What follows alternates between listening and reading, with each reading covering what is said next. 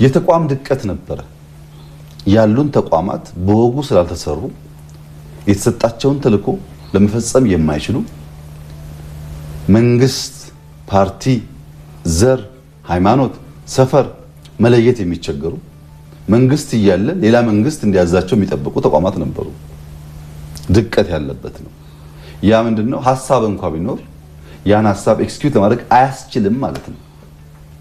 ከተቋም ሻገር ስንል በርካታ አሳሪ ህጎች ነበሩ። ህጎቻችን በንግዱም በሂውማን ራይቱም መፈተሽ ይጠይቁ ነበር። ህጎቹ ሲሰሩ ስሪታቸው አሳሪ ስለነበረ ከዚህ ሁሉ ብሶ ደግሞ ትርክታችን አንተ ቀይ ነህ፣ አንተ ጥቁር ነህ፣ አንተ እንደዚህ ነህ የሚል ከፋፋይ በታኝ ትርክ ነው የነበረው ለአመታት የተሰራበት እና ሰው ቁጭ ብሎ በጋራ ለማውጋት እንኳን በዚያ የተሰጠው ክፉ ዘር የራሱን ቢጤ ካላገኘ በስተቀር ለመነጋገር የሚቸገር ነበር። የሚዲያ አውዱ፣ የፖለቲካ አውዱ የተሳከረ ዓለም ነው የነበረው። እነዚያን ስትራክቸራል ጉዳዮች ሰው ዘንግቶ ለምን ተመለሰ፣ ለምን ተወሰነ፣ ለምን ተቀመጠ ቢል ትክክለኛውን ምላሽ አያገኝም።